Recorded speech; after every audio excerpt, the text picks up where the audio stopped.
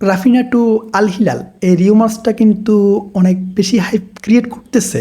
একদিকে আল হিলালের পক্ষ থেকে রিপোর্ট আসতেছে আল হিলাল ইন্টারেস্টেড, এরা অফিসিয়ালি অফার বিট করবে বা এত মিলিয়ন ইউরোর একটা অফার বিট করার চান্স আছে।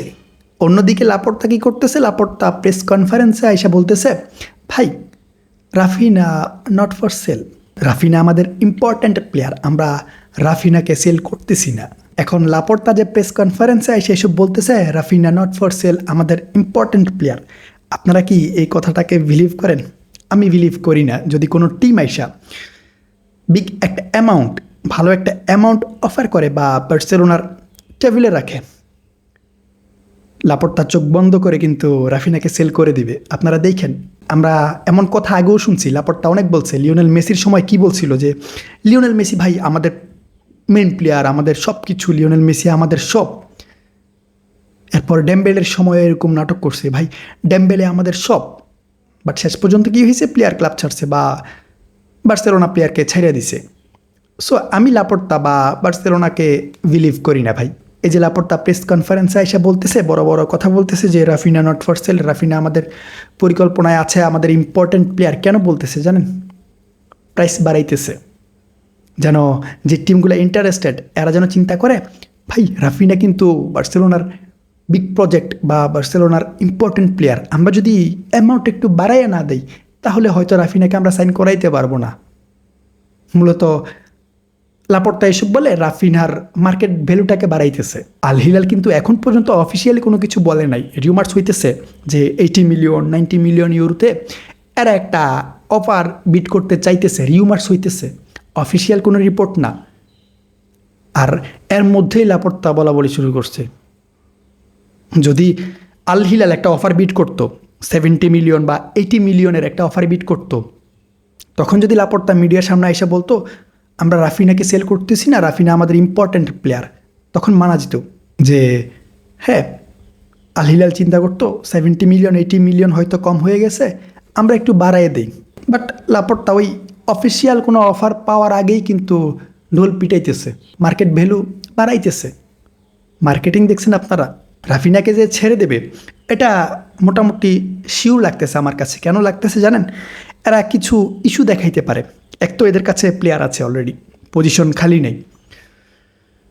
আর সেকেন্ড হইতেছে এ রাফিনার ইনজুরি। লাস্ট সিজন রাফিনা দীর্ঘ একটা সময় কিন্তু ইনজুরিতে ছিল, ম্যাচ মিস করে গেছে, ইম্পর্ট্যান্ট কিছু ম্যাচও কিন্তু মিস করছে। এর উপর ওয়ার্ল্ড কাপেও খেলতে পারে নাই, ম্যাচ মিস করে গেছে ইনজুরির কারণে। এখন বার্সেলোনা কী করবে? ভাই ইনজুরি প্রবণ প্লেয়ার, কোনো গ্যারান্টি নাই, যে কোনো সময় ইনজুরি ফেস করতে পারে। সো আমরা এই প্লেয়ার রাখবো না, আমরা এই প্লেয়ার সেল করে দিব। যদি হানসি ফ্লিক রাফিনাকে নিয়ে কোনো ধরনের পরিকল্পনা না করে তাহলে লাপোর্তা রাফিনাকে সেল করে দিবে। এটা আপনারা দেখেন, যে কোনো একটা ইস্যু দেখাবে, যেই কোনো একটা ইস্যু দেখায় রাফিনাকে সেল করবে বা ট্রান্সফার মার্কেটে ছাড়বে। যেহেতু অফিসিয়াল কোনো রিপোর্ট এখন পর্যন্ত আমরা পাই নাই, অফিসিয়াল রিপোর্ট বলতে অফিসিয়াল কোনো অফার কিন্তু আল হিলাল এখন পর্যন্ত বিড করে নাই। সো আমরা কিছুই বলতে পারতেছি না। এই যে লাপোর্তা মিডিয়ার সামনে এসে এসব বলতেছে, এটা শুধুমাত্র নিজেদের রাফিনার মার্কেট ভ্যালুটাকে বাড়াইতেছে, আর কিছুই না। অফিসিয়াল বিড পর্যন্ত অপেক্ষা করেন, দেখেন না কি হয়। এরপর উলিয়ান আলভারেজকে নিয়ে একটা রিউমার্স কিন্তু ছড়াইতেছে। রিউমার্স ছড়াইতেছে কেমন? যে আর্সেনাল হুলিয়ান আলভারেজের জন্য ইন্টারেস্টেড। অনেকগুলো রিপোর্টই হয়েছে, আমি চেক করছি যে অনেকগুলো রিপোর্টই এমনটা বলতেছে যে আর্সেনাল চাইতেছে। এখন আর্সেনাল যে চাইতেছে এটার অফিসিয়াল কোনো প্রমাণ কিন্তু নাই। দেখেন এখানেও কিন্তু লাপোর্তার স্টোরি চলতেছে। স্টোরি কেমন চলতেছে?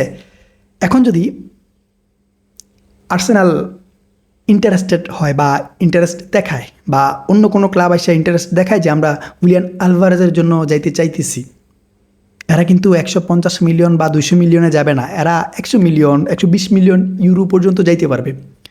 ওকে, বার্সেলোনা কী করবে জানেন? বার্সেলোনা করবে কি, এরা 150 মিলিয়নের একটা অফারে বিট করবে। দেখ ভাই, আমরা অন্য ক্লাবগুলো থেকে বেশি অফার করছি। অন্য ক্লাবগুলো কি, এরা 120 মিলিয়ন 100 মিলিয়ন অফার করছে, আমরা 150 মিলিয়ন ইউরো অফার করছি। হুলিয়ান আলভারেজকে দিয়ে দে। আর যদি আমাদেরকে না দাও তাহলে ওই 100 মিলিয়ন ইউরোতে পরে সেল করা লাগবে, 120 মিলিয়ন ইউরোতে সেল করা লাগবে। আমরা এখন 150 মিলিয়ন ইউরো দিতেছি, আলভারেজকে দিয়ে দাও। এইটাও কিন্তু একটা মার্কেটিং। আই থিঙ্ক লাপোর্তা এমন কিছু করতেছে, আর না হয় আর্সেনাল আলভারেজের জন্য যাবে না ভাই। হুট করে কিন্তু আর্সেনালের সাথে আলভারেজের লিঙ্ক হইতো না। এর উপর আমরা এমন একটা রিপোর্টও পাইছি যে আর্সেনালের কথা শুনে উলিয়ান আলভারেজ নাকি বলছে, ভাই আমি প্রিমিয়ার লিগের কোনো ক্লাবে আমি যাইতেছি না, প্রিমিয়ার লিগের কোনো ক্লাবের প্রতি আমি ইন্টারেস্টেড না। তার মানে কি? তার মানে উলিয়ান আলভারেজ রিজেক্ট করছে আর্সেনালকে। বাট এখন যে স্টোরি চলতেছে ওইটা আই থিঙ্ক ওই বার্সেলোনাই সব কিছু করতেছে, যেমনটা রিয়াল মাদ্রিদ মার্কেটিংয়ের জন্য করে, মিডিয়াকে প্রেস করে, ভাই এমন রিপোর্ট করো, মিডিয়ার পেছনে ইনভেস্ট করে। বার্সেলোনা আই থিঙ্ক ওইটাই ফলো করতেছে।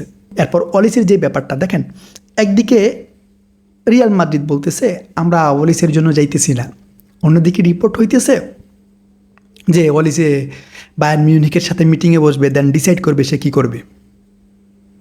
এখন ডিসাইড যে করবে ওইটা বিশ্বকাপের পর। একটা রিপোর্ট আমরা পাইছি, অলিসি বিশ্বকাপের পর বায়ার্ন মিউনিখের সাথে বসবে, দেন তার যে সিদ্ধান্ত ওইটা জানাবে। আমি যদি ক্লাবে থাকি তাহলে চুক্তি রিনিউ করব, আর যদি ক্লাবে না থাকে আমি ভাই রিয়াল মাদ্রিদে জয়েন করতেছি। এমন কিছুর একটা মিটিংয়ে বসবে আমরা যতটুকু শুনতে পাইছি। এখন রিয়াল মাদ্রিদ বলতেছে ইন্টারেস্টেড না বা সাইন করাবে না। অন্যদিকে বায়ার্ন মিউনিখের পক্ষ থেকে বলা হইতেছে বিশ্বকাপের পর ওলিসের সাথে বসবে, দেন ডিসাইড করবে। এখন এখানে স্টোরি আছে। স্টোরি বলতে এমন না যে অলিসেকে বায়ার্ন মিউনিখ ছাড়বে না। বায়ার্ন মিউনিখ কিন্তু একবারও বলে নাই যে অলিসে আমাদের পরিকল্পনায় আছে বা Olise not for sale. Bayern Munich কী বলছে? বায়ার্ন মিউনিখ বলছে ভাই যদি কোনো ক্লাব 200 মিলিয়ন ইউরোর উপর আমাদেরকে অফার করে আমরা অলিসেকে ছেড়ে দেব। তার মানে কি? বায়ার্ন মিউনিখ চাইতেছে অলিসেকে সেল করার জন্য। আপনারা দেখেন বায়ার্ন মিউনিখ কিন্তু একবারও বলে নাই আমরা অলিসেকে সেল করব না। তারা কি বলছে? 200 মিলিয়ন ইউরোর উপর যদি আসেন তাহলে আমরা অলিসেকে সেল করব। এখন সব কিছু জানা যাবে ওয়ার্ল্ড কাপের পর। আমি রিয়াল মাদ্রিদকে বিলিভ করি না। এরা মুখে এক কথা বলে, নিচে কাজ করে প্লেয়ার নিয়ে আসে। সো আমরা ওয়ার্ল্ড কাপের শেষ পর্যন্ত ওয়েট করি, দেখি রিয়াল মাদ্রিদের পরিকল্পনা অ্যাকচুয়ালি কী, আর অলিসে কী চায়। যে মিটিং হবে ওই মিটিংয়ে অলিসের ডিসিশন কী হয় ওইটাই কিন্তু মেইন। যদি অলিসে বলে ভাই আমি রিয়াল মাদ্রিদে জয়েন করতে চাইতেছি, রিয়াল মাদ্রিদ আমার সাথে যোগাযোগ করছে, তাহলে হয়তো Real Madrid officially offer bid করতে পারে, আর না হয় কোনো চান্স নেই।